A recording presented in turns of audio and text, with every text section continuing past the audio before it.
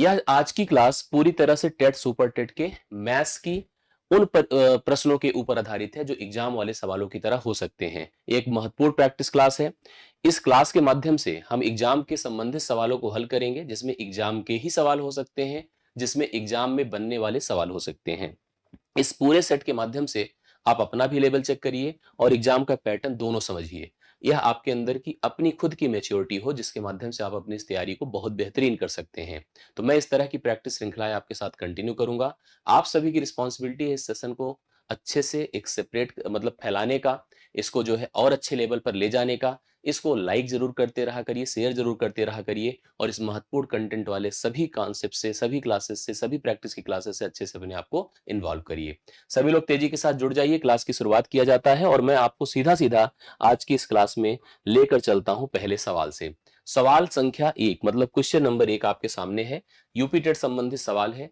आप में से जितने लोग इसको सॉल्व कर सके प्लीज हमें कमेंट करके बताते चलें। मैं आप सभी के कमेंट्स लेते जाऊंगा, जिससे कि हम भी समझ पाए कि आपको यह सवाल समझ में आ रहे हैं कि नहीं आ रहे हैं। क्वेश्चन 1 में आपके सामने 2160 है इज इक्वल टू 2 की पावर a है, 3 की पावर b है, 5 की पावर c है। मतलब ये आपके सामने स्थिति है और इसने हमसे क्या बोला है, इसको थोड़ा पढ़ लीजिएगा। इसने हमसे क्या बोला है, इसको पढ़िए। इसने कहा कि मुझे आप 3 की पावर माइनस a, ठीक है, थोड़ा अच्छे से देख लीजिएगा जिससे कि बढ़िया सवाल है, आपका कवर हो सके।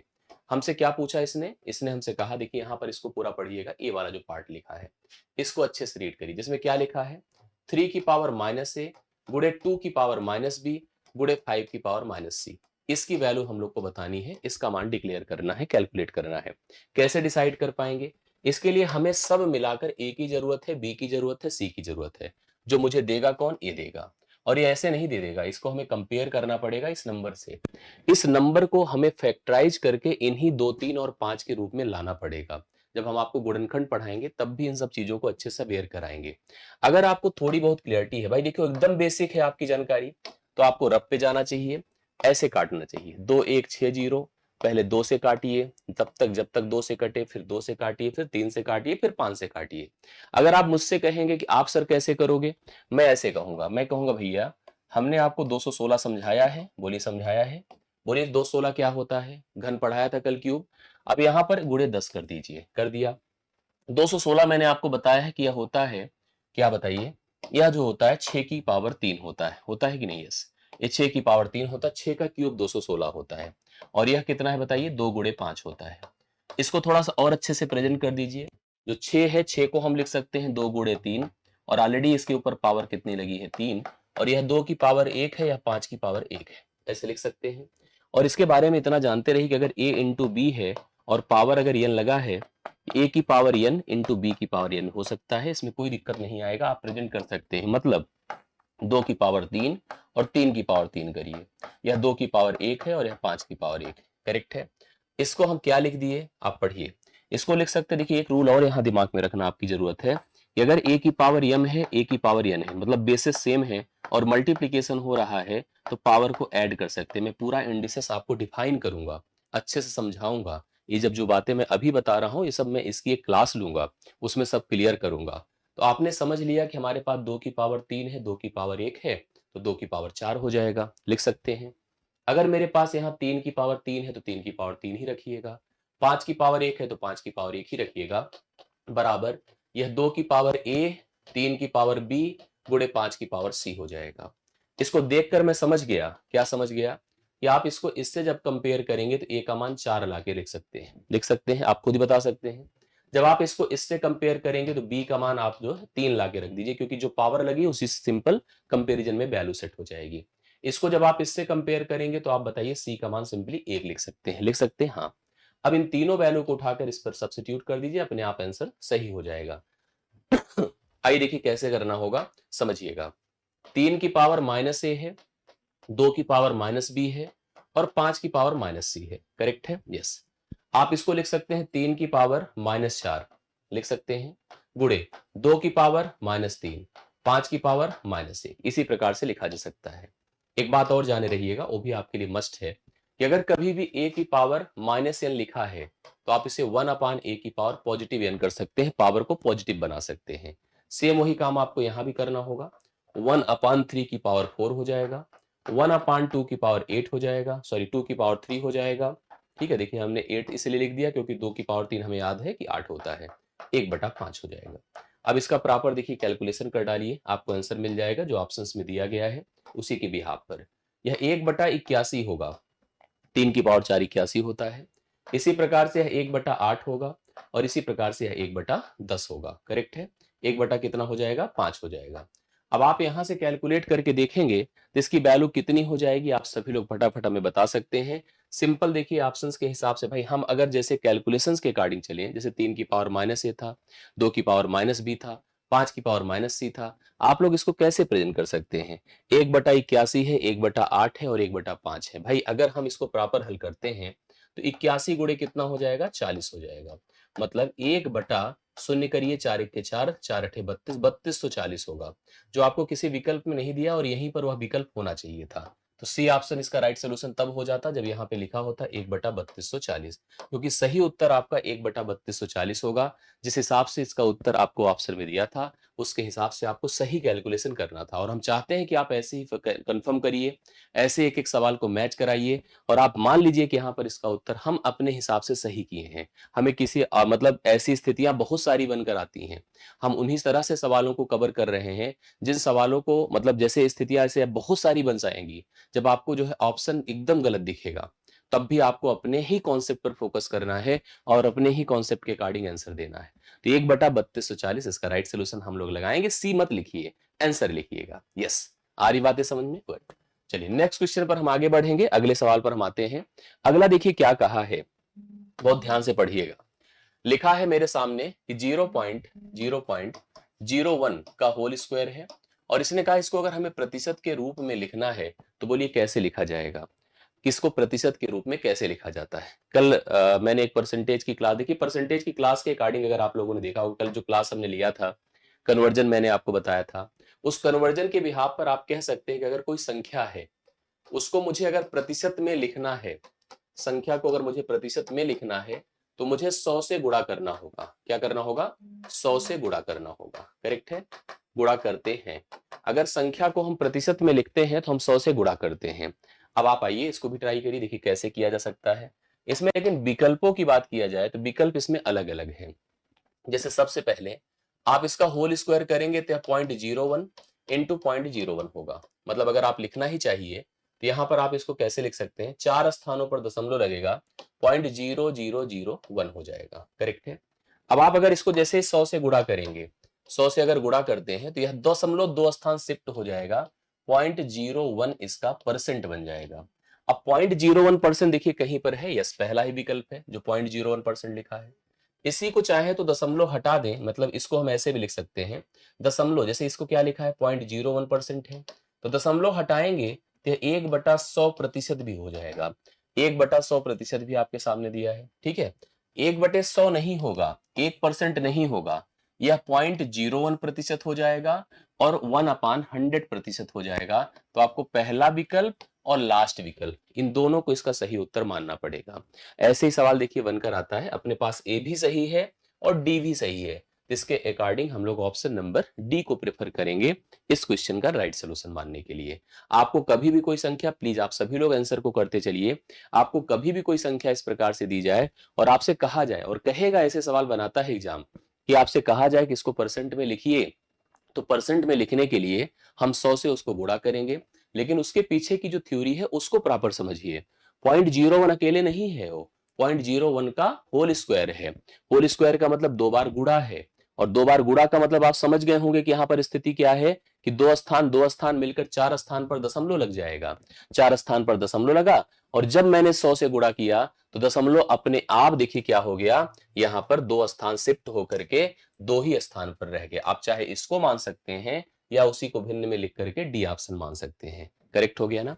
यस। तो दूसरा सवाल भी डन होता है, बहुत अच्छे से तैयार करिए, बहुत अच्छे से चीजों को कवर करिए। नेक्स्ट क्वेश्चन पर आता हूं। अब आप देखिए, पढ़िए सभी लोग, क्या है क्वेश्चन। यदि दो संख्याओं का अंतर डिफरेंस जिसे कहते हैं तथा गुणनफल क्रमशः 5 और 36 है, तो संख्या तो लिखा है, तो उनके व्युत्क्रमों का अंतर क्या होगा। बहुत शानदार क्वेश्चन है, जितने लोग कर सकते हैं प्लीज बताएं। हमारे पास दो संख्याएं हैं, मेरे पास दो संख्याएं ए और बी है, कह रहा ए और बी का डिफरेंस है 5, ए और बी का अंतर कितना है 5 है। और दूसरी बात हमसे कह रहा है उनका जो गुणनफल है, गुणनफल का मतलब होता है ए बी बराबर आपको दिया है 36, मतलब दो संख्याएं आप खुद से सोचिए ए और बी, उसने कंडीशन क्या दिया है कि उनका जो अंतर होगा वो 5 है और उनका गुणनफल कितना है, प्रोडक्ट कितना है 36 है।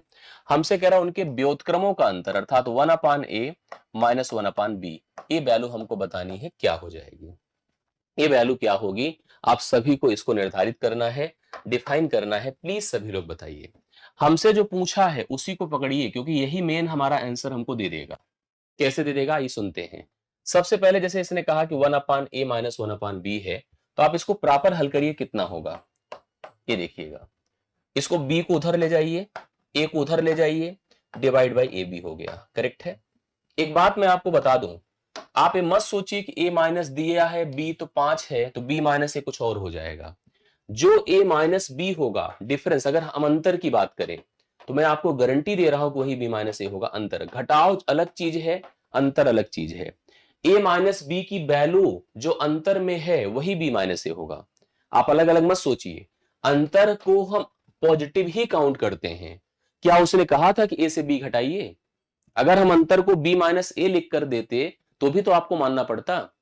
इसलिए ये मत सोचिए, बहुत सारे लोग को लगेगा सर a माइनस बी 5 है और आप b माइनस ए यहां लिख रहे हैं, तो हम गलत नहीं कर रहे हैं। हम यहां पर 1/a 1/b लिखे हैं और यहां पर a माइनस बी लिखा, आप इसी को b माइनस ए कर दीजिए, सेट हो जाएगा।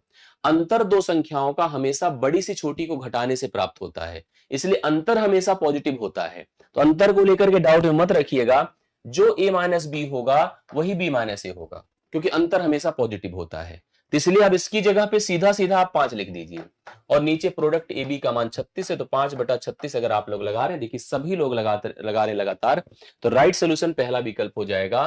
पहला विकल्प, यहीं पे कंफ्यूजन अगर क्रिएट करना है तो हम माइनस लगा दे, ऑप्शन में माइनस लगा दे तो कितने लोग माइनस ही लगा के आएंगे।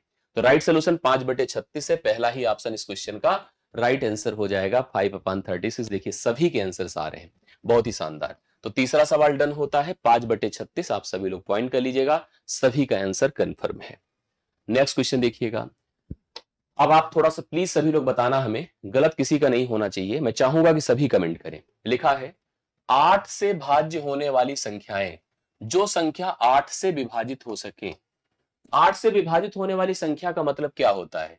यदि किसी संख्या के अंतिम 3 अंक, अंतिम 3 अंक 8 से विभाज्य हैं, आप लोग तब तक कमेंट करिए, ठीक है। 8 से विभाज्य हैं तभी वह संख्या भी 8 से विभाज्य होगी, ठीक है, 8 से विभाज्य होगी। इसको पॉइंट कर लीजिएगा। हमने कहा यदि किसी संख्या के अंतिम 3 अंक 8 से विभाज्य हैं तभी, यस बिल्कुल, तभी वह संख्या भी 8 से विभाज्य होगी। प्लीज सभी लोग ध्यान से देखिए और बताइए। अगर हम यहां पर विकल्पों की, अच्छा एक चीज और दिमाग में रखिएगा, अगर कोई संख्या 8 से कट रही है तो वह पक्का 4 से कटेगी और 4 के साथ साथ वह 2 से भी कटेगी और 1 से तो कटेगी। और कोई संख्या अगर 4 से कट रही है तो उसके अंतिम 2 अंक 4 से कटने चाहिए, अंतिम 2 अंक 4 से कटने चाहिए और अंतिम अंक 2 से कटना चाहिए, ठीक है। अंतिम अंक किससे? 2 से कटना चाहिए, 2 से विभाज्य होना चाहिए। अब आप सुनिए, हमने इन अपने चारों विकल्पों को देखा तो सबके अंतिम अंक 2 से कटने वाली संख्याएं हैं, मतलब सबकी सब सम संख्या है। और अगर हम सबके अंतिम 2 अंकों को नोटिस करें तो सबकी सब 4 से कटने वाली संख्याएं हैं, जिसमें 24, 28, 20 और 40 है। अब अपने को केवल और केवल अंतिम के 3 अंक को टारगेट करना है। जैसे मैंने 240 लिया तो 8 त्रिक 24, यह 8 से कट जाएगा। इसको जब मैंने टारगेट किया तो 8 दूना 16, 8 सते 56 नहीं कटेगा, मतलब 220 8 से विभाज्य नहीं होगा। मैंने इसको देखा, 8 एक के 8, 8 छंगे 48, बिल्कुल कट जाएगा, मतलब पहला कट चुका है और तीसरा कट चुका है। तीसरा और पहला अभी दोनों कट चुके हैं। 124 को मैंने देखा, 8 एक के 8, 4 8 पंचे 40, ये भी नहीं कटेगा। तो सही उत्तर में पहला विकल्प आ रहा है और तीसरा विकल्प आ रहा है। इसमें 2 विकल्प ऐसे हैं जिसमें पहला और तीसरा, मतलब फर्स्ट एंड थर्ड, ये ऐसे 2 ऑप्शंस हैं जो कि 8 से डिवाइड हैं, 8 से भाग देने पे कट रहे हैं पूरी तरह से। बाकी उसमें 2 विकल्प यहां पर 8 से नहीं कट रहे, तो लोग 4 से तो कट रहे हैं। जैसे ये वाला देखिए 4 से कट रहा है, 2 से कट रहा है, ऐसे ये भी देखिए 4 से कट रहा है, 2 से कट, लेकिन 8 से नहीं कट रहा है। तो 8 से कटने वाले ऑप्शंस में यहाँ पर फर्स्ट ऑप्शन है पहला और थर्ड ऑप्शन है तीसरा। इन दोनों को आप लोग सही आंसर मान सकते हैं और आई होप समझ में सबको आ रहा है। सबके कमेंट्स यस बिल्कुल सही बात है, सविता पूजा ने सबके यस बिल्कुल सही है। आप सभी लोग इसी तरह से अच्छे से सेशन को लाइक शेयर करते चलिए, सेशन को करते चलिए, हर एक सवाल को नोट करते चलिए और जब मैं पढ़ाते जा रहा हूं तो इन सबको मतलब इनका पीडीएफ रखिए अपने पास, टेलीग्राम ग्रुप ज्वाइन करे रहिए जिससे पीडीएफ आपको मिल जाए। सारी कनेक्टिविटी में आप शामिल रहिए, कुछ भी छोड़िए मत। जो हम इफर्ट कर रहे हैं आपके लिए, इन सारे इफर्ट को आप देखिएगा, यही सब आपको परीक्षा में सफल बनाएगा। अगला देखिए एक बहुत शानदार सवाल है, प्लीज सभी लोग ध्यान से देखिएगा। यदि एक भिन्न के अंश को, कोई एक भिन्न था, बहुत बढ़िया क्वेश्चन आता है ऐसे यूपी टेट में, एक भिन्न के अंश को 20% और उसके हर को 25% अगर बढ़ाते हैं तो अभिन्न 3/5 हो जाता है। तो मूल भिन्न क्या था?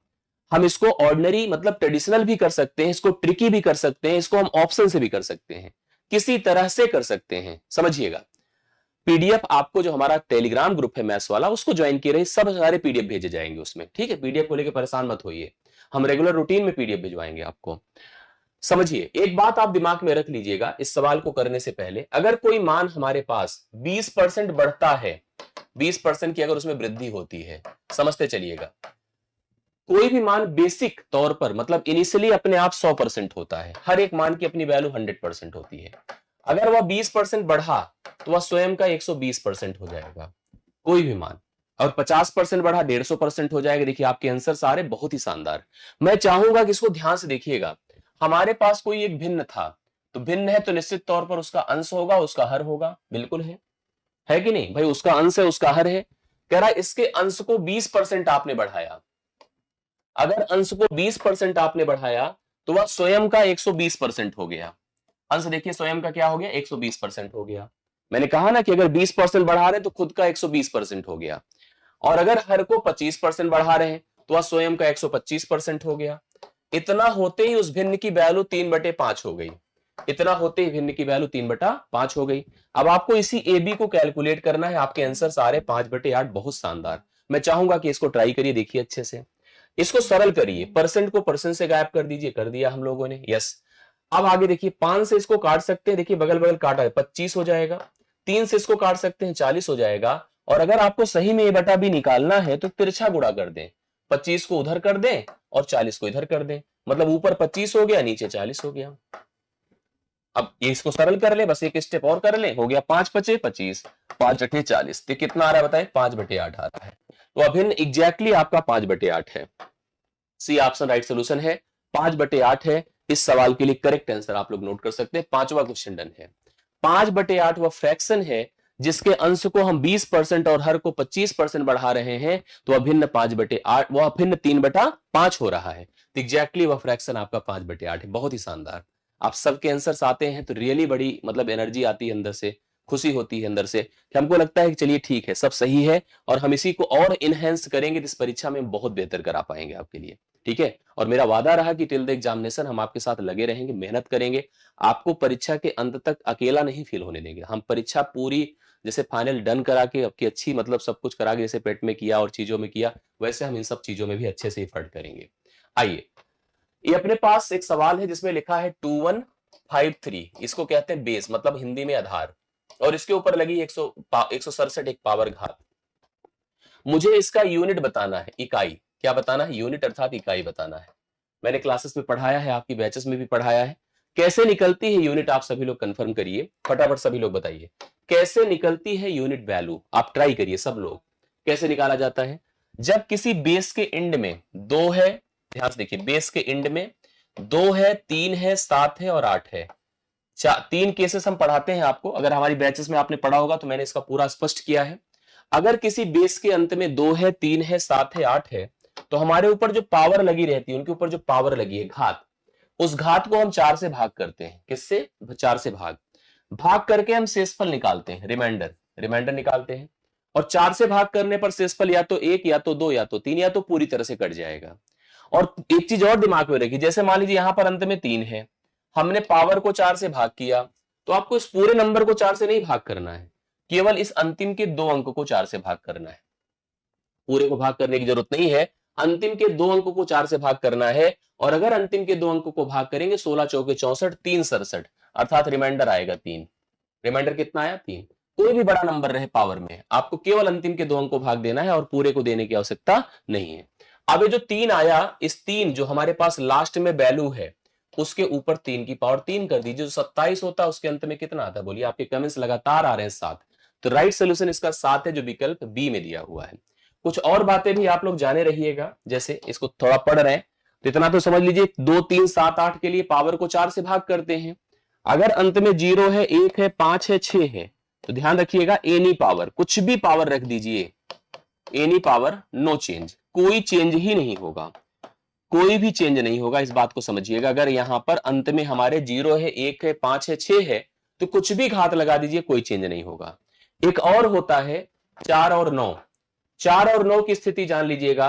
अगर पावर, पावर मतलब घात, अगर पावर सम है या पावर विषम है, सम विषम तो पहचान ही लेते हैं सब लोग ना, इतना तो पढ़ाया गया कि सम विषम नहीं पहचान पाएंगे, कि कर पाएंगे नहीं? बताइए आप लोग, बिल्कुल कर लेना चाहिए आपको। अगर पावर सम रहता है तो 4 6 बन जाता है, 9 1 बन जाता है, और पावर अगर विषम रहता है तो 4 4 ही रहता है, 9 9 ही रहता है, कोई मतलब इस तरह से चेंजेस आते हैं। इस बात को दिमाग में रख लीजिएगा, इस टाइप का सवाल जब आए तो एग्जाम में जरूर हल कर पाइए, ये आपकी अपनी कोशिश होनी चाहिए। करेक्ट है ना? यस। नेक्स्ट आगे बढ़ता हूं, अगला देखिएगा। पाइथागोरस ट्रिक्स ज्ञात कीजिए जिसकी सबसे छोटी संख्या, ट्रिक मतलब ट्रिपलेट इसको कह सकते हैं, पाइथागोरियन। ये है समकोण त्रिभुज का कॉन्सेप्ट। त्रिभुज तो सबने सुना होगा, हम पढ़ाएंगे डिटेल से, बैच में अभी पढ़ाया नहीं हूं, मैं डिटेल से पढ़ाऊंगा। ए है, बी है, सी है, एक त्रिभुज है। कोई त्रिभुज जिसका एक कोण समकोण हो, एक कोण समकोण हो, वह त्रिभुज आपका समकोण त्रिभुज कहलाता है। इसे राइट एंगल ट्रायंगल हम लोग कहते हैं, समकोण त्रिभुज कहते हैं। सुनिएगा, समकोण के सामने की भुजा कर्ण कहलाती हिंदी में, और अंग्रेजी में हाइपोटेन्यूज कहलाता है। ठीक है। अब एक हमारा बेस होता है, आधार, आधार है, और दूसरा हमारा क्या है? परपेंडिकुलर है, इसे हम लोग लंब कहते हैं। क्या कहते हैं? लंब। ये दो तीन चीजें होती हैं। अब एक साइंटिस्ट थे जिनका नाम था पाइथागोरस, हालांकि अपने यहां एक साइंटिस्ट थे जिनका नाम था बोधायन, ऋषि बोधायन थे। ऋषि बोधायन ने इस चीज को, इस थ्योरम को क्रिएट किया था। लेकिन हम सब समझ रहे हैं कि यहां पर हम बात किसकी करने जा रहे हैं? क्योंकि हम पढ़ेंगे भी और लिखेंगे भी किसके ही नाम पे, मतलब पाइथागोरस के नाम पे। पाइथागोरस जी ने बताया था, अब उन्हीं को मानिए क्योंकि जब उनके बारे में बोला जाता है तो उन्हीं को बात समझते हैं, कि समकोण के सामने की भुजा कर्ण, इसका वर्ग शेष दोनों भुजाओं के वर्गों के योग के बराबर होता है। मतलब हम लिख सकते हैं AC का square by Pythagoras is equal to AB का स्क्वायर प्लस BC का स्क्वायर। और एक बात और दिमाग में रखिएगा, जो कर्ण होता है इस त्रिभुज की सबसे लंबी भुजा होती है, इस त्रिभुज की सबसे लंबी भुजा होती है। तो पाइथागोरस अगर समझना है तो सबसे लंबी भुजा का वर्ग शेष दोनों भुजाओं के वर्गों के योग के बराबर हो, तो पाइथागोरस का ट्रिपलेट फॉर्म हो रहा है, पाइथागोरस का नियम काम कर रहा है। अब अगर उसने कहा कि पाइथागोरस ट्रिपलेट हमें बताइए जिसकी सबसे छोटी भुजा 8 है, अगर सबसे छोटी भुजा 8 है तो 6 हो नहीं सकता। अगर सबसे छोटी भुजा 8 है तो 8 9 10 हम तो ले ही नहीं सकते। क्यों नहीं ले सकते? मैं आपको एक सिस्टम बता देता हूं, इसका एक रेशियो सिस्टम बनता है, मैं आपको बता दूं क्लियर। जिस रेशियो में अगर यह 5 है या 3 है या 4 है, करेक्ट है, तो 5 का वर्ग होता है 25, वर्ग करिए, 3 का वर्ग होता है 9 और 4 का होता है 16, 16 9 25 होता है। देखिए हो रहा है। अब इसी को अगर अपडेट करते जाएं, जैसे 4 दूना अगर हम 8 कर दें, 4 दूना 8 कर दें, 3 दूना 6 कर दें, तो 5 दूना 10 होगा। इसका मतलब ए नहीं होगा। क्यों? क्योंकि 8 का वर्ग 64 है और 9 का वर्ग 81 है, 10 का वर्ग 100 ही है, इसको छोड़ दीजिए। और यहां पर देखिए जैसे दो हमारे पास विकल्प हैं, अब इन्हीं दोनों में से पहले दूसरे दोनों खत्म कर दीजिए। तीसरे विकल्प को अगर ध्यान दीजिए, सी ऑप्शन, तो 8 है, 15 है, 17 है। इतना वर्ग मैंने आपको पढ़ाया है घन कि आप इसे बर्बल देख के बता सकते हैं। 8 का वर्ग क्या होता है खुद बताइए? 64। 15 का क्या होता है? 225 होता है, और 17 का 289 होता है। करेक्ट है। इनको जोड़ के देखिए, 5 4 9 होता है, 6 2 8, 289। तो अगर जोड़ने से इनके वर्ग 289 आप प्राप्त कर रहे हैं तो बिना किसी कंफ्यूजन के आपको सी लगाना चाहिए। इसका मतलब जब 8 इसके साथ कनेक्ट हो गया तो इसके साथ थोड़ी होगा, वो ठीक एक ही साथ रहेगा। तो राइट सोल्यूशन यहां पर आपके सामने है क्या? सी विकल्प 8 है, 15 है, 17 है। आप सभी लोग इसका उपयोग कर सकते हैं और इसी तरह से इसको निर्धारित कर सकते हैं कि यह सवाल अगर एग्जाम में मिल जाए। फिलहाल मैं पढ़ाऊंगा और अच्छे समझाऊंगा इसको, समकोण त्रिभुज का कॉन्सेप्ट, पाइथागोरस का नियम, सब कुछ अपडेट करूंगा, लेकिन अभी फिलहाल हम लोग ध्यान देते हैं। ठीक है, यस, चलिए कोई बात नहीं, हो जाती गलतियां। नेक्स्ट क्वेश्चन देखिएगा, इसको पढ़िए। एक आयत की लंबाई में 60% की वृद्धि करने पर, एक आयत था हमारे पास, खेत था, मान लीजिए आयताकार ऐसे था, ऐसे आयताकार खेत था, इसकी अपनी लंबाई है, इसकी अपनी चौड़ाई है। हमने कहा कि आयत की लंबाई को अगर हमने 60% बढ़ाया तो उसकी चौड़ाई में हमें कितने परसेंट की कमी करनी होगी कि आयत का क्षेत्रफल ना बदले, आयत का क्षेत्रफल सेम रहे। समझिएगा इस सवाल को आप लोग प्लीज, अगर हल कर पाए तो बताएं हमें, मैं कमेंट्स देख रहा हूं आप सभी के, सभी लोग कोशिश करिए। हमने आयत की अपनी लंबाई को 60% तो बढ़ा लिया, 60% की वृद्धि कर दिया। अब 60% बढ़ते ही यह मान ऐसे बढ़ जाएगा। हम चाहते हैं जितना पहले एरिया था उतना ही अब भी रहे, तो इसके लिए चौड़ाई को आपको घटाना पड़ेगा। दरअसल जो एरिया होता है वो लेंथ इंटू ब्रेथ होता है। अभी बहुत बढ़िया सिस्टम होता है। आप जैसे क्या होता है ना, जैसे कोई वस्तु का दाम बढ़ जाए तो हमें कितना अपनी आवश्यकताओं को घटा लेना चाहिए कि हमारा खर्च वही बना रहे। सेम वही प्रोसेस है। देखा कि यहां वृद्धि हो रही है, क्या हो रही है भैया, वृद्धि, कितने की, 60% की। मैं अपने तरीके से बता रहा हूं, या आप अपने तरीके से भी सोच सकते हैं। जैसे ऐसे मानो कि लंबाई अगर 100 थी और 60% बढ़ा तो कितना हो गया, 160 ना। हमें इसको ऐसा रिवर्ट करना है कि फिर वहीं पहुंच जाना है। मतलब मुझे 160 में 60 की कमी करनी है।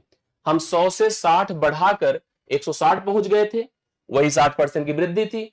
बट हम चाहते हैं कि 160 से फिर 100 हो जाए, तो हमें 60 घटाना होगा। किस में बताइए, 160 में। लिखिए 60 गुणे 100 बटे 160, करेक्ट है। ऐसे खत्म कर दिया। 2 तिया 6 है, 2 अठे 16 है, 4 दूना 8 है, 4 25 है, 25 तिया 75 है, 75 बटे 2 करिए, 37.5 आएगा। 37.5% की आपको कमी करनी होगी, 37.5% की कमी करनी होगी। हमें उसकी चौड़ाई में 37.5% की कमी करनी होगी, तो जाकर के हमारा क्षेत्रफल एज इट इज मेंटेन रहेगा। मैं कैसे करूंगा अगर मुझे करना है, मैं आपको एक प्रोसेस भी पढ़ाऊंगा। 60% को सबसे पहले मैं 3/5 लिख देता हूं। क्या लिख दिया, 3/5, 60/100 कर दिया। हम कहेंगे यार अगर मेरा 5 का मान था ना, तो इसने इसको 3 बढ़ा के हमको 8 पे पहुंचा दिया। अब 8 से आपको घट करके 5 जाना है तो 3 घटाना है, तो 3 गुणे 100 बटे आप 8 कर दो, वही ये चीज आएगा, तब भी 37.5 ही आएगा। इसी तरह से इस टाइप के सवालों को हल किया जाता है। आप कोशिश करेंगे तो आपको बिल्कुल इसका सोल्यूशन मिलेगा और बहुत इजीली मिलेगा। और परसेंटेज के दौरान इन चीजों को पढ़ाया जाता है, समझाया जाता है, और आप लोग को भी समझना जरूरी है, क्योंकि ये सब टॉपिक आपको एग्जाम में फेस करने को मिलेंगे। इन सब सवालों को आपको एग्जाम में जरूर फेस करने को मिलेगा, इसलिए पढ़ते रहिए हर चीज को। ठीक है, नेक्स्ट क्वेश्चन पर आइए, पढ़िए इसको, क्या लिखा है। एक घन का आयतन, घन समझते हैं ना, क्यूब जिसको कहते हैं, देखिए ये है क्यूब। अरे जो लूडो नहीं खेला था आप लोगों ने, कब बताइए, लॉकडाउन जब लगा था, कितने लोगों ने लूडो खेला था। और ये वाला नहीं खेलते थे लोग, मोबाइल में खेलते थे लूडो। लेकिन हम सही से लूडो तो इसी को मानते हैं, जो घन डाइस होती है, उसमें 1 से लेकर के 6 तक के नंबर होते हैं। ऐसे फेंका जाता है, नंबर आता है, और उसी नंबर से गोटियां बढ़ती हैं, आगे बढ़ता है, ये प्रोसेस है। एक घन का आयतन संख्यात्मक रूप से उसकी भुजाओं की लंबाई के योग के बराबर है। बहुत बढ़िया क्वेश्चन है। कह रहा है घन का जो आयतन है संख्यात्मक रूप से उसकी भुजाओं की लंबाई की योग के बराबर है, घन का संपूर्ण पृष्ठीय क्षेत्रफल क्या हो जाएगा। बढ़िया क्वेश्चन है, आइए ट्राई करते हैं। सबसे पहले मैं आपको बता दूं घन के बारे में, थोड़ा क्यूब के बारे में। क्या क्या, इसमें सभी भुजाएं समान होती हैं, सभी भुजाएं समान होती, इसीलिए इसको कहा जाता है अनबायस्ड, या किसी के प्रति बायस्ड नहीं होता है। सभी भुजाएं समान होती। आप फेंकिए तो ऐसा नहीं कि एक पर ही आके टिकेगा, कुछ भी आ सकता है। ठीक है, कुछ भी आ सकता है। हमने सभी भुजाओं को ए माना, ए है, ए है, ए है, सबको सेम माना। अब इसमें कुछ कैलकुलेशंस हैं, जैसे क्या क्या, इसकी भुजा हमने निकाल दिया, इसका जो वॉल्यूम होता आयतन, आयतन भुजा गुड़े भुजा गुड़े भुजा, अर्थात ए क्यूब हो जाएगा। ठीक है, जैसे अपने पास रूम है, जैसे हम इस रूम की लंबाई देख रहे हैं, चौड़ाई देख रहे हैं, ऊंचाई देख रहे हैं। अगर तीनों बराबर है तो इसका आयतन लंबाई गुड़े चौड़ाई गुड़े ऊंचाई, मतलब भुजा गुड़े भुजा गुड़े भुजा होगा, ए क्यूब हो गया, आयतन हो गया। फिर हम आगे बढ़ते हैं, देखिए ध्यान से, हमने कहा ए क्यूब हो गया, आयतन है इसका, समझ रहे बातों को। फिर हम लोग आगे जब बढ़ेंगे तो आगे देखिए स्थिति क्या बनती है, बहुत ध्यान से देखिएगा। अब इसमें आता है सरफेस एरिया, सतह का क्षेत्रफल। सतह का क्षेत्रफल हम दो प्रकार से, देखिए आपके आंसर आ रहे बहुत बढ़िया लग रहा है। सतह का क्षेत्रफल हम दो प्रकार से काउंट करते हैं। जैसे एक तो हमारी फर्श है, छत है, इसको दोनों को छोड़ दीजिए। हालांकि सारी 6 सतहें सब बराबर क्षेत्रफल की हैं। सामने की दीवार, पीछे की दीवार, बगल की दीवार, अभी इधर की दीवार, और छत और फर्श सब 6 सतह बराबर क्षेत्रफल की हैं। सबका क्षेत्रफल a वर्ग होगा।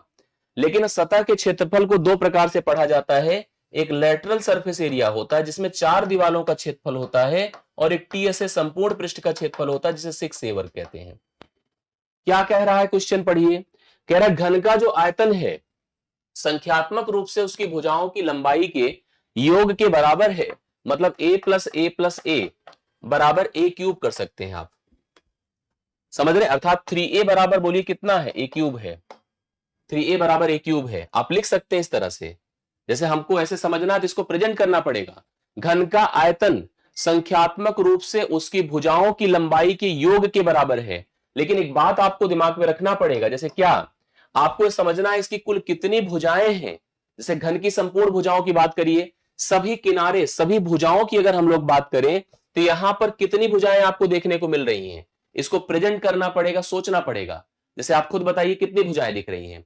आपको क्या लिख कर दिया, घन का जो आयतन है संख्यात्मक रूप से उसकी भुजाओं की लंबाई के योग के बराबर है। जितनी भुजाएं हैं उन सभी की लंबाइयों को जोड़ दीजिए तो जाकर के उसके आयतन के बराबर हो पाएगा। तो यहां पर कितनी भुजाएं आप लिख सकते हैं, थोड़ा हमें कमेंट करके सभी लोग बताइए। आप कंफर्म करिए तो फिर उसके हिसाब से कंटिन्यू किया जाए। कितना बढ़िया सवाल है। देखिए जो कंफ्यूजन आपको शब्दों में दे सकता है, लेकिन आपका कॉन्सेप्ट अगर क्लियर है तो कंफ्यूजन नहीं आएगी। समझ रहे हैं ना। उत्तर देखिए आप सबके आ रहे हैं। मैं चाहूंगा कि आप सभी लोग लिख कर हमें, देखिए इसमें एक सवाल बड़ा अच्छा सीटेट में बनता है। इस तरह का जब क्यूबाइड, क्यूब टाइप का या 3D टाइप का फिगर होता है तो एक सीटेट में बड़ा अच्छा सवाल बनता है। और वो क्या बनता है वो भी मैं बता दूं। उसमें जैसे कोई ऐसा फिगर देके, प्रिज्म देकर, पिरामिड देकर, क्यूब देकर, क्यूबाइड देकर, इस तरह का सवाल देकर हमसे क्या पूछा जाता है पता है। हमसे कहा जाए इसमें कुल कितने किनारे हैं, कितनी भुजाएं हैं, इनकी बात किया जाता है। समझ रहे हैं। इन सब सवालों को हम फेस करते हैं तो हमें लगता है कि इनको अच्छे से कवर करना चाहिए। अब ऐसे देखा जाए तो भुजाओं की संख्या, जैसे आप रूम में बैठे हैं, आप ध्यान से देखो तो क्लियर होगा। समझ रहे ना, ध्यान से देखिए तो क्लियर होगा। यस, हाँ 12। अब भुजाएं देखिए जैसे कैसे, 4 तो नीचे फर्श पर है, 4 फर्श पर है, 4 ही किनारे हैं जो कि दीवालों को जोड़ रही हैं, और 4 छतों में लगी हैं। तो कुल मिला के 12 भुजाएं होती हैं। अगर सही पूछा जाए तो 12 भुजाएं होती हैं। तो इसने हमसे कहा सभी भुजाओं का योग। तो सभी भुजाओं का योग मतलब 12a हो जाएगा। क्या हो जाएगा, 12a। ठीक है। कह रहा घन का जो आयतन है, आयतन कितना होता है, a क्यूब, संख्यात्मक रूप से उसकी भुजाओं की लंबाई की योग के बराबर है। घन के संपूर्ण पृष्ठ का क्षेत्रफल हमसे पूछ रहा है, तो संपूर्ण पृष्ठ का क्षेत्रफल बताइए कितना होता है, 6a वर्ग होता है। यस होता है कि नहीं होता है, यस यही होता है। अब देखिए कितने आसान तरीके सवाल का उत्तर आपको मिलेगा, समझिएगा। दरअसल हमने सभी भुजाएं जब देखी तो अपने पास 12 भुजा थी। कितनी भुजा थी, 12। मैंने 12a बराबर a क्यूब कर दिया। बोलिए क्यों कर दिया। ये क्या थी पता है, सभी भुजाओं का योग था, सभी भुजाओं का योग। ठीक है, ये सभी भुजाओं का योग है। और ये क्या है, आयतन है। क्या है, आयतन है। कह रहा न्यूमेरिकली दोनों इक्वल हैं। अभी इंडिसेस मैंने डिस्कस थोड़ा सा किया था, आगे बहुत डिटेल से करूंगा कि 12a बराबर a क्यूब है। आप इसकी पावर 1 मान लो, जब काटेंगे तो इसकी पावर को 2 बना देगा, अर्थात a स्क्वायर बराबर कितना हो गया, 12 हो गया। हमको क्या पता करना है, संपूर्ण पृष्ठ का क्षेत्रफल। और संपूर्ण पृष्ठ का क्षेत्रफल बोलिए कितना होता है, 6a वर्ग होता है। जो टीएसए कहलाता है, टीएसए होता है 6a स्क्वायर। अब आपको a का मान अर्थात भुजा निकालने की आवश्यकता नहीं, आप निकालेंगे तो भी आंसर आएगा, बट निकालने की जरूरत नहीं है। 6 इंटू ए की जगह पर, a स्क्वायर की जगह पर 12 है। आप गुणा करिए, 12 छंगे कितना आता है, 72। तो 72 इसका राइट सोल्यूशन बी ऑप्शन में आपके सामने है। बढ़िया क्वेश्चन है। आपको ऐसे सवाल सीटेट में भी मिल जाते हैं, यूपी टेट में मिल जाएंगे, सुपर टेट। तो आपको कनेक्ट करना पड़ेगा, सभी सवालों के स्तर को समझ करके इसको आगे बढ़ाना होगा। यस, बहुत बढ़िया, समझ में आई बातें, गुड। नेक्स्ट क्वेश्चन देखिएगा क्या आप कह रहा है। 2018 में अमित का वेतन रुपए 1,26,500 था। ठीक है, 2018 में। वर्ष 2016 से उसका वेतन प्रतिवर्ष 10% और 15% की दर से बढ़कर 2018 के वेतन तक पहुंच पाया है। वर्ष 2016 में उसका वेतन कितना था। बहुत बढ़िया क्वेश्चन है। ऐसे है, सुनिए, 2016 में था व्यक्ति, 2000 कहां था बताओ, 16 में था, 2016 में था, कितना कमाता है सोचो, 2016 से पहुंचा 2017 में, और यहां वेतन में वृद्धि हुई 10% की, फिर 17 से पहुंचा 18 में, 18 में वेतन की वृद्धि हुई है 15% की, और बढ़ करके उसका वेतन हो कितना गया, 1,26,500 रुपए, ये है वेतन। अब आपसे पूछा है कि 16 में वेतन कितना था स्टार्टिंग में, इसको हम लोग को करना चाहिए सतत नियम से, एक कंटिन्यूड प्रोसेस होता है उसका उपयोग करिएगा, बहुत बेहतर तरीके से उत्तर आ जाएगा। मैं ऐसे नहीं करवाऊंगा, मैं जैसे बता रहा हूं वैसे सुनिएगा। 2016 का वेतन और 2018 का वेतन करेक्ट है, यस, 2016 और 18। अब सुनिए क्या होने जा रहा है, यहां से यहां तक कितने साल का गैप है, 2 साल का, और वृद्धि भी देखिए 2 का दिया है, इसका मतलब दोनों साल की वृद्धि भी दे रखा है। 10% को थोड़ा सा भिन्न में लिखिए, आप लोग को लिखना आता है ना, कितना होगा बताइए, जब भी परसेंट को भिन्न में बनाना है 100 से भाग करिए, 1/10 होगा, 1/10 कर दिया हम लोगों ने। ऐसे 15% को सोचिए कितना होगा, 15/100 करिए, 5 15, 5 बिसाम में 100, 3/20 हो रहा है। हर साल वेतन बढ़ा है, तो बढ़ा है तो 10 में 1 जुड़ करके मान कितना होगा, 11 हो जाएगा, यस, 10 में 1 जुड़कर 11 हो जाएगा। ऐसे यहां भी बढ़ा है तो 20 में 3 जुड़कर कितना हो जाएगा, 23 हो जाएगा, 20 में 3 जुड़कर 23 हो जाएगा। अब यहां से हम समझ गए कि अगर 2016 में वेतन 200 था, तो यह वेतन यहां पर 11 गुणे 23 हो गया। अब 11 गुणे 23 का मान अपने को दिया है 1,26,500 दिया है। अब आप इसकी तुलना ऐसे करिए कि 11 गुणे 23 का मान यदि इतना है तो 200 का मान कितना होगा। आइए कंपेयर करते हैं, मैं आपको बताता हूं। 11 से काटिए, 11 के 11 है, 1 6, 11 के 11, 11 पचे 55, ये देखिए इतना हो जाएगा, 0 0। 23 से काटिए 5 बार, 500 हो जाएगा। अब इसको ले जाकर 200 से गुणा कर दीजिए, तो 200 गुणे 500, 2 2 4 0 ऐसे बढ़ गया, 5 2 10, 1,00,000 हो गया जो आपको डी विकल्प में दिया है। अर्थात 2016 में एग्जैक्ट वेतन उसका 1,00,000 रुपए था, 1,00,000 में पहले 10% का इंक्रीज हुआ, फिर 15% का इंक्रीज हुआ, और 2016 से 18 में उसका वेतन बढ़कर के 1,26,500 हो गया। बहुत ही बढ़िया क्वेश्चन है, आप सभी लोग पॉइंट कर लीजिएगा। डी ऑप्शन इस सवाल का राइट सोल्यूशन आपके सामने है, प्लीज सभी लोग लिखते चलिएगा। आई होप क्लियर है। यह सतत वृद्धि का कॉन्सेप्ट है जो परसेंटेज में कंटिन्यूड इंक्रीज के ड्यूरिंग हम पढ़ाते हैं आपको, ठीक है। चलिए आगे बढ़ता हूं। दो संख्याओं का मासा, बिना एलसीएम एचसीएफ के तो पेपर ही नहीं बनेगा, याद रखिएगा। दो संख्याओं का मासा क्या है, 6 है, या सीएफ जिसको कहते हैं, ये मासा है, ठीक है, मासा 6 है, और उनका जो लासा है 432 है, एलसीएम। पहली संख्या 48 है, जो फर्स्ट नंबर 48 है, तो दूसरी संख्या आपसे पूछ रहा कितना होगा। दो संख्याओं का, जी, दो संख्याओं का लासा, लासा देखिए ध्यान से, 6 है, मासा, मासा आपको दिया है 432, पहली संख्या आपको दिया 48, और हमसे दूसरी संख्या पूछ रहा है। नियम होता है एलसीएम एचसीएफ का, और करके बताइए सभी लोग। नियम यह है क्या, दो संख्याओं का गुणनफल उनके लासा और उनके मासा के गुणनफल के बराबर होता है। दो संख्याओं का नॉर्मल मल्टीप्लिकेशन उनके एलसीएम और एचसीएफ के मल्टीप्लिकेशन के इक्वल होता है। करके बताइए। एलसीएम लासा, देखिए आप संख्याओं के गुणनफल की अगर हम बात करें तो पहली संख्या कितनी है, 48, और दूसरी संख्या नहीं पता है। पहली संख्या 48 है, दूसरी संख्या नहीं पता है। लासा 432 दिया है और मासा हमको 6 दिया है, सॉरी लासा ए गलत लिखा था मैंने, ए आपका मासा है, ठीक है, ए मासा है और ए लासा है, याद रखना इस चीज को, उल्टा नहीं लिखना, हालांकि कोई बहुत फर्क नहीं पड़ता, लेकिन ठीक है, समझने की जरूरत है। यस, तो लासा 432 से मासा कितना था, 6 था, 6 अठे 48 होता है, 8 पंचे 40 होता है, 8 चौके 32, तो बी यहां पर मतलब सेकेंड नंबर आपका 54 होगा। 54 कहां पे है, डी विकल्प में है, तो डी ऑप्शन 54 राइट सोल्यूशन है, इस सवाल के लिए करेक्ट हल है। मुझे लगता है कि आप सबको बातें समझ में आ गई होगी, डी ऑप्शन करेक्ट आंसर है, सभी लोग नोट करते चलिएगा। नेक्स्ट क्वेश्चन देखिएगा, एक त्रिभुजाकार प्रिज्म में कितने शीर्ष होते हैं, शीर्ष मतलब वर्टिसेस, और प्रिज्म क्या होता है, त्रिभुजाकार वो भी बोला है। त्रिभुजाकार प्रिज्म में कितने शीर्ष होंगे, पहले प्रिज्म देखिए क्या है, ये है त्रिभुज, और इसका अगर हमें प्रिज्म बनाना है तो ऐसे देखिए मैंने क्रिएट कर दिया, ये देखिए, अब प्रिज्म बना देते हैं, इसको इससे ज्वाइन कर दें, इसको इससे ज्वाइन कर दें, और इसको इससे ज्वाइन कर दें, अब बन गया प्रिज्म, करेक्ट है। तो प्रिज्म जब बना था त्रिभुजाकार, तो नोटिस करिए बहुत ही आसान होता है निकालना, ठीक है। ए है। शीर्ष का मतलब वर्टिसेस होता है, वर्टिसेस काउंट कर लीजिए, खुद ही कंफर्म हो गया होगा। बिंदु जिसको कहते हैं, जो पॉइंट्स होते हैं जिनसे लाइंस बनती हैं, उन्हीं बिंदुओं को ही शीर्ष कहते हैं। तो आप अगर देखेंगे तो आपको सतह पर, जैसे ऐसे जमीन पर तीन त्रिभुज के तीन बिंदु थे, इन्हीं त्रिभुज की दीवालों को ही ऐसे उठाया गया, आयताकार उठा के वैसे ही त्रिभुज और फिट कर दिया गया।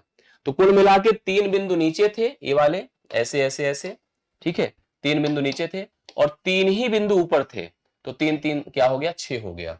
टोटल 6 यहां पर आपके सामने आंसर हो जाएगा, ठीक है, 6 करेक्ट हो जाएगा। यस, आ रही बातें समझ में? यस। नेक्स्ट देखिए, 10 रुपए 10 की 6 के दर से, सवाल पढ़िए, रुपए 10 के 6 की दर से केले खरीद कर रुपए 7 में 4 की दर से बेचने पर कितने प्रतिशत की हानि होगी? एक दुकानदार है, वह थोक में केले खरीदता है, थोक में केले खरीदता है। जब खरीदने जाता है तो उसे 10 रुपए में 6 केले मिलते हैं और उसी हिसाब से उसने केले खरीद लिए खूब सारी संख्या में, लाया अपनी दुकान पर और उसने अपने ग्राहकों से 7 रुपए लेकर 4 केले दिए, लेकिन वह मिस कर गया, उसे इस व्यापार में हानि हो गई। और हमसे यही पूछा है कि कितने प्रतिशत की हानि हो गई, सवाल ये पूछा हम लोगों से। इसको करा कैसे जाता है? जब ऐसे सवाल बनते हैं तो करना कैसे है? समस्या यही है, केवल खरीदते समय संख्या 6 थी और बेचते समय संख्या 4 थी। अगर ये संख्या इक्वल होती तब तो बड़े आराम से हम बता लेते कि यहां पर कितने परसेंट की लाभ है, कितने परसेंट की हानि है। इसको करने का एक यूनिफॉर्म प्रोसेस है, उसी प्रोसेस का उपयोग करिए। लिखिए संख्या, संख्या लिखिए दाम, ठीक है, संख्या और दाम, सीपी और एसपी, करेक्ट है, सीपी और एसपी।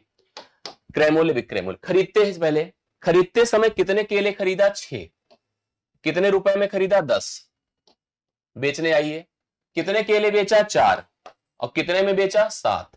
हमारी जिम्मेदारी है कि हम इस संख्या को इक्वल कर लें। अगर संख्या बराबर हो गई सब मामला सेट हो जाएगा। और संख्या बराबर कैसे होगी? जैसे यहां पर 6 संख्या है, 10 दाम है इसका, यहां पर 4 संख्या है, 7 दाम है, मतलब उसने जब खरीदा था तो वह 10 रुपए देकर 6 केले खुद पाता था, और जब बेचने लगा तो वह 7 रुपए देकर 4 केले बेचारा पाया है। तो हम संख्या को बराबर करें। बराबर कैसे होगा बताइए? आप चाहें तो ऊपर नीचे काट भी सकते हैं, कर सकता है, बहुत आसानी से हो भी जा रहा है। हम देखिए यहां पर हमारी जिम्मेदारी होती संख्या को बराबर कर दे। अगर संख्या ही बराबर होती तो कोई दिक्कत ही नहीं थी तुलना करने में। कैसे बराबर होगी? यहां 4 है, यहां 6 है, 6 दूना 12, 4 तिया 12। अगर मैं इसको 2 से गुणा कर दूं तो 2 छंगे 12 हो जाएगा। इसी प्रकार से अगर मैं 3 से गुणा कर दूं, 3 चौके 12, संख्या दोनों की 12 हो गई। बट संख्या से मतलब नहीं है, दाम से। 10 दूना 20, कितने में खरीदा था? 20 में। 7 त्रिक 21, कितने में बेचा? 21 में। 20 में खरीदकर 21 में बेचा है। फायदा दिख रहा है कि नुकसान? पता चला फायदा है, कितने का? 1 का।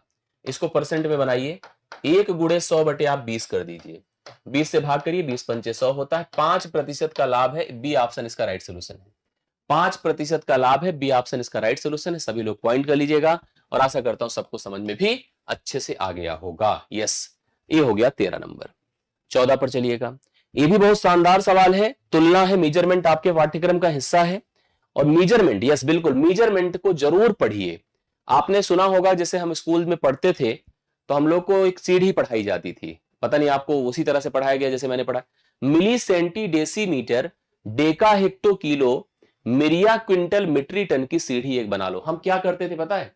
मिली मीटर या ग्राम चलते हैं। अब यहां लेंथ होता तो हम मीटर में लेते, मिलीग्राम, सेंटीग्राम, मिली सेंटी डेसी ग्राम, ग्राम, मिली सेंटी डेसी मीटर मतलब ग्राम, डेकाग्राम, ठीक है, डेकाग्राम, हेक्टोग्राम, किलोग्राम, इतने से ही काम चल जाएगा। Milli centi deci gram, deca hecto kilogram, और वही चीज मीटर होता था, milli centi deci metre deca hecto kilo myria quintal metric tonne की सीढ़ी एक बार। ऐसे हम लोग पढ़े थे कंपैरिजन करने के लिए। कैसे करते थे सुनिए, हम अगर नीचे से, भाई क्योंकि यूनिट्स बढ़ती जा रही हैं और यूनिट्स घटती जा रही हैं ऊपर की तरफ, अगर हमें जैसे यहां से इधर जाना है तो 10 से गुणा करना पड़ेगा, और जाइए 100 से गुणा, और जाइए 1000 से गुणा, मतलब 1 ग्राम बराबर 1000 मिलीग्राम होगा। इसी तरह से रिक्त स्थान को भरने में सही विकल्प कौन है? 1 ग्राम कितने किलोग्राम होता है? ग्राम कहां है? ए है, और लाना इसको यहां है। मतलब जब ऊपर से अर्थात छोटे यूनिट को आप बड़ी यूनिट में कन्वर्ट करेंगे तो सबसे पहले तो आप इतना दिमाग में रख लीजिए, क्या, अगर मुझे जैसे ऐसे पता हो कि 1 किलोग्राम बराबर 1000 ग्राम होता है, तो हमसे आप कहिए कि 1 ग्राम में कितने किलोग्राम, हम कहेंगे भैया 1/1000 होगा किलोग्राम। ऐसे देखिए 1 2 3 का अंतर है तो 1/1000 हो जाएगा। अब सवाल हमसे समझ में, मतलब इतना तो क्लियर हो गया कि 1 ग्राम बराबर 1/1000 किलोग्राम होता है, इतना तो क्लियर है। क्या 1/1000 कहीं लिखा है?